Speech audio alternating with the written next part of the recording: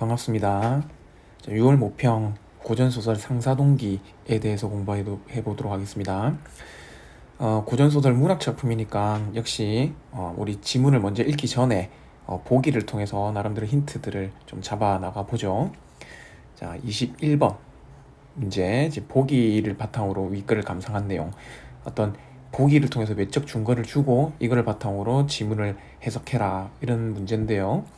자, 여기에서 보기에서 정확하게 이 소설은 애정 전기 소설이라는 것을 명시해주고 있습니다. 자, 그렇기 때문에 이 소설은 이 애정 소설의 기본적인 틀을 이제 갖추고 있겠죠. 즉, 만남, 이별, 만남 의 어떤 결연 구조를 가지고 있을 거다. 자, 이걸 추측해 볼 수 있고요. 자, 보기를 통해서 이 글에 나타나는 특징을 보면 전대 소설보다 현실성이 강화되었다고 합니다. 자, 그 근거로 첫 번째는 감정에 충실하여 애정을 우선시하는 주인공의 성격. 일종의 이런 것들을 우리는 애정 지상주의를 갖추고 있는 주인공의 성격을 알 수 있다라는 관계. 두 번째는 서사 진행에 적극 개입하는 보조적 인물의 등장. 이 보조적 인물이 등장해서 서사 진행에 적극적으로 개입을 한다고 합니다. 자, 그러면서 이 보조적 인물이 만약에 주인공을 도와준다면 우리는 이런 인물을 조력자다, 이렇게 얘기하죠. 세 번째, 환상성을 벗어나 일상에 밀착된 배경 설정. 이 배경이 일상적이라는 거죠. 즉, 현실성이 강조됐다라는 거지. 우리가 보면 이제 고전 소설을 보면 상당히 어떤 그 환상적 공간 또는 배경을 많이 가지고 있죠. 뭐 우리 용궁이 나타난다던가, 그죠? 귀신이 나타난다던가, 뭐 이런 얘기들이 많이 나타납니다. 자, 그렇지만 이 작품은 어떤 일상적 배경이 설정되어 있다라고 하네요. 자, 그리고 자, 마지막 네 번째 특징으로 신분적 한계를 지닌 여성. 이 여성이 어떤 사랑하는 대상이 되겠죠. 자, 결연 과정에서 애정 성취를 가로막는 사회적 간섭으로 인한 갈등이 드러난다라고 합니다. 자, 그러면 이 소설을 읽으면서 그 사회적 관습이 무엇인지 당연히 우리가 추측해보면 이 신분적 한계가 바로 사회적 간섭이 되겠죠. 그죠? 자, 이런 특징들을 가지고 있는 소설입니다.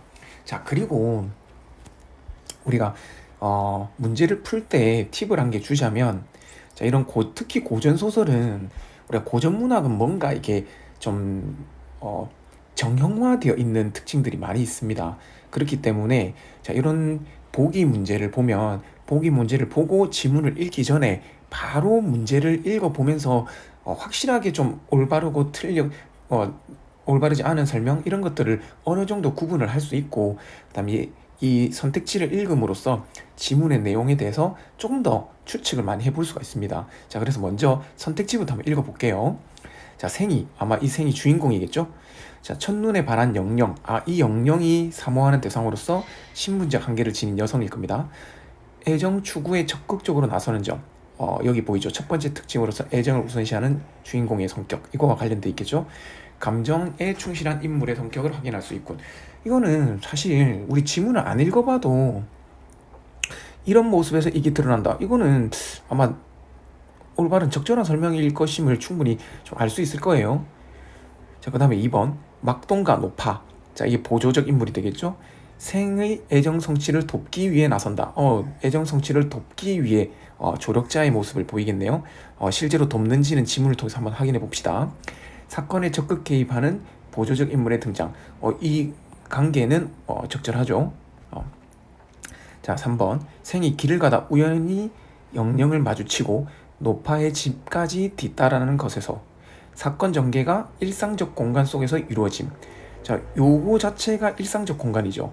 어떤 다른 환상적인 공간이 나타나 있지 않죠. 그러니까 이것도 올바른 설명일 가능성이 매우 높네요. 자, 4번 영영이 신분적 한계를 지닌 여성이었죠. 회상군댁 12. 이게 신분적 한계네요. 회상군댁 10입니다. 그러면 이게 바로 애정 성취를 가로막는 사회적 간섭이 될 수 있겠죠. 자, 두 인물의 만남이 어려운 점에서 여성 주인공의 신분적 한계로 인해 애정 성취에 곤란을 겪는 것을 확인할 수 있겠군. 자, 이 관계도 되게 적절해 보입니다. 그죠? 자, 그 다음에 5번 해상군 부인. 자, 해상군의 부인입니다. 자, 사실 해상군은 이 김생, 여기 나오는 뭐 실제로 김생인데 아직까지 우리는 김생인지는 알 수 없고 생 정도로 알 수 있었죠. 자, 김생과 영영 사이에 어떻게 보면 이 애정 과정을 가로막는 해상군은 방해자가 되죠. 자, 근데 해상군의 부인은 똑같이 방해하는 인물이 될지 아니면 조력자가 될지 그건 아직 알 수는 없습니다.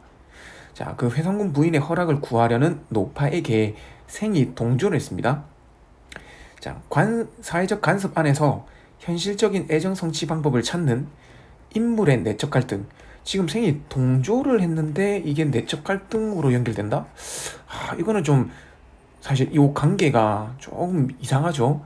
자, 그래서 5번이 지금 사실 지문을 읽지 않아도 5번이 거의 답일 가능성이 매우 높아 보입니다.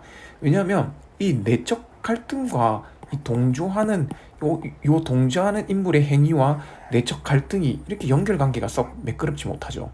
자, 이렇게 일단 그 선지들을 한번 쭉 읽어봤는데 지문을 읽기 전에도 이런 식으로 해서 미리 거의 답을 찾아낼 수 있기 때문에 고전소설은, 고전문학 같은 경우는 먼저 이렇게 읽어보는 게 좋습니다.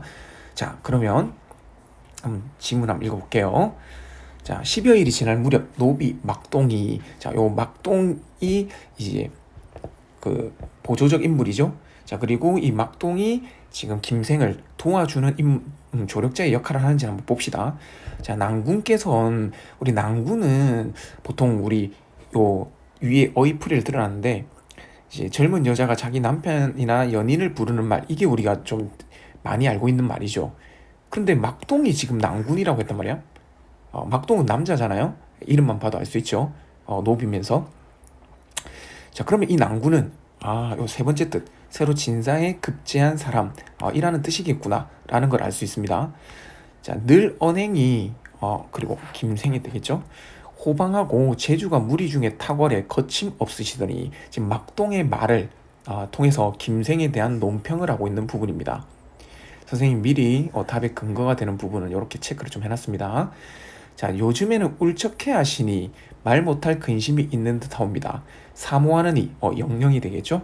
라도 있으신지요. 자, 그런데 그 영영과 이 결연에 뭔가 문제가 있음을 알 수 있죠. 근심이 많으니까 김생이 이제 막동한테 이렇게 사실대로 말을 합니다.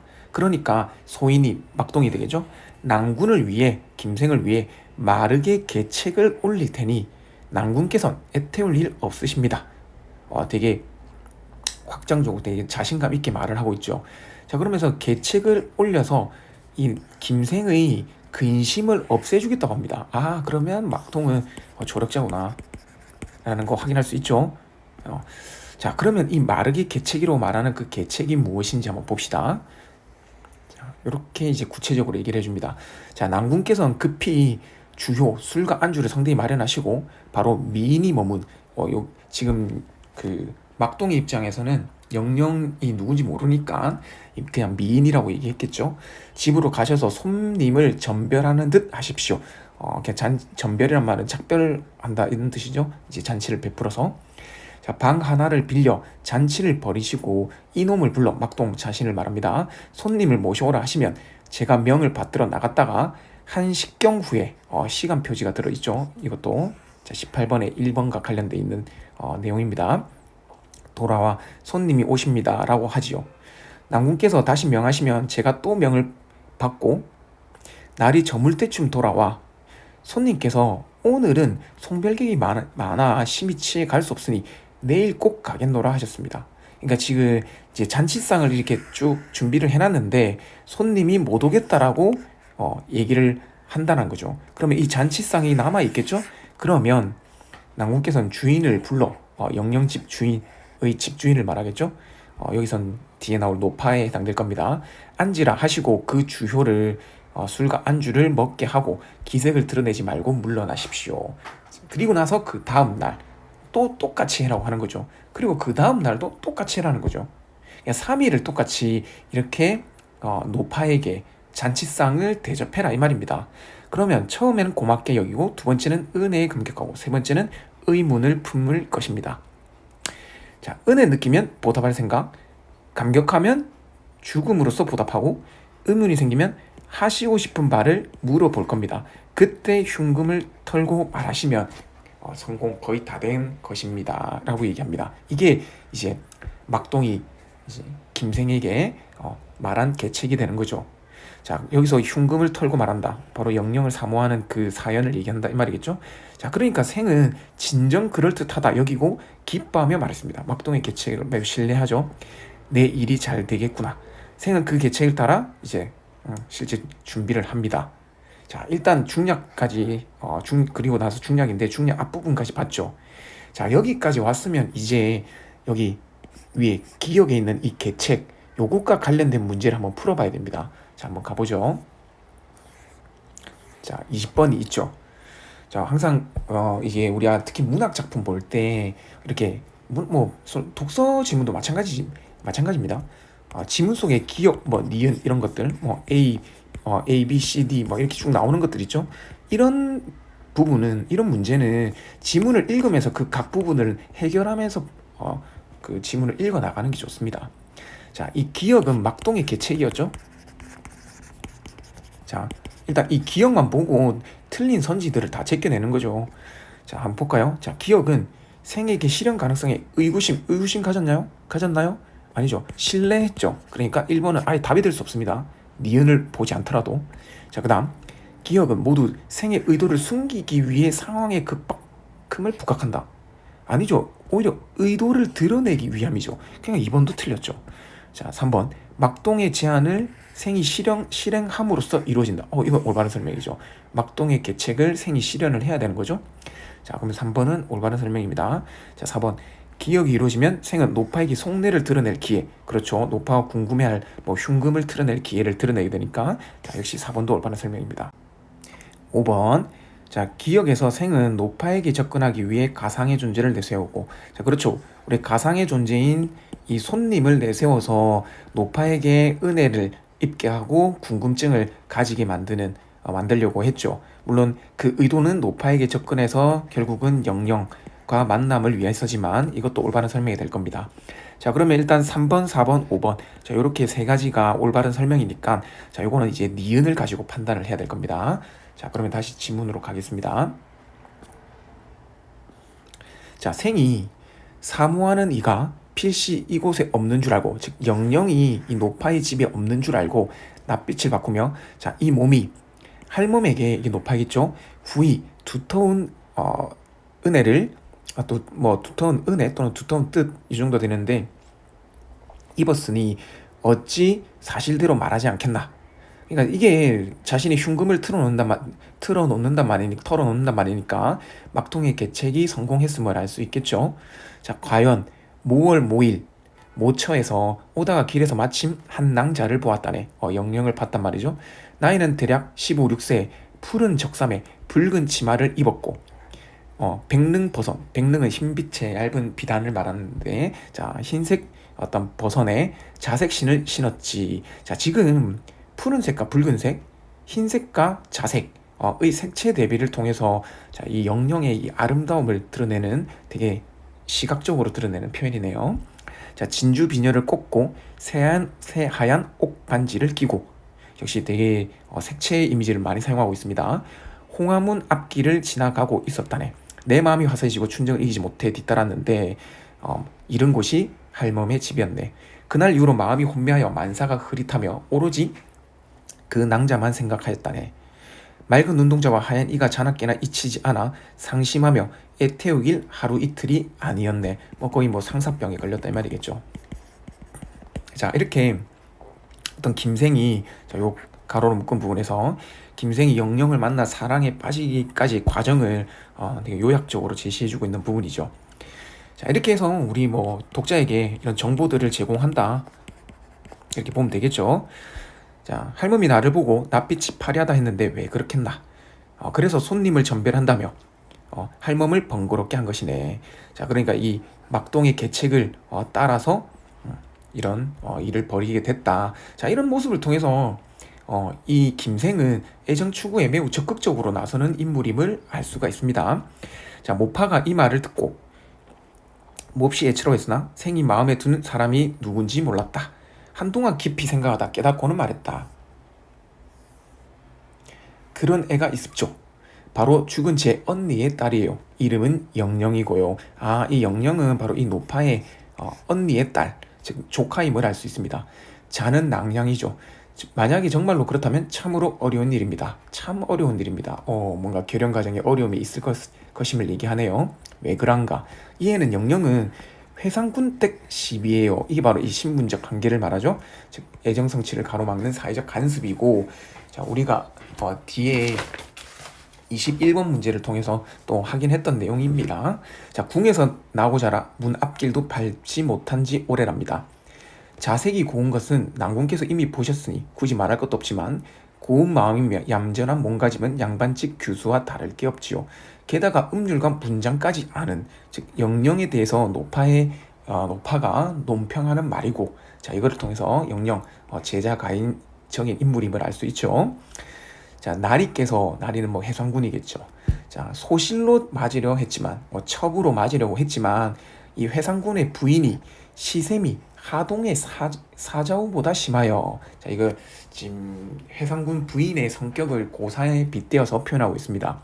자, 이 나리는 엄밀히 말하면 지금 김생과 지금 영영의 결혼 과정에서 오는 장애물이 될 수 있습니다. 그죠? 둘 사이의 어떤 신분적 관계로서 장애물이 될 수 있는데, 이 부인이 그 사이에서 김생과 영영의 결혼을 도와주는 조력자 인물이 될지, 아니면 더 방해하는 인물이 될지, 자, 그거는 이제 소설을 읽으면서 좀 더 확인을 해봐야 될 겁니다. 아직은 알 수가 없겠네요. 자, 그렇게, 즉, 소실로 삼지 못하고 있을 뿐입니다. 지난번 그 애가 올 수 있었던 것은, 그러니까 영영과 김생이 만날 수 있었던 것은 한식 때를 맞아, 절기를 말하죠.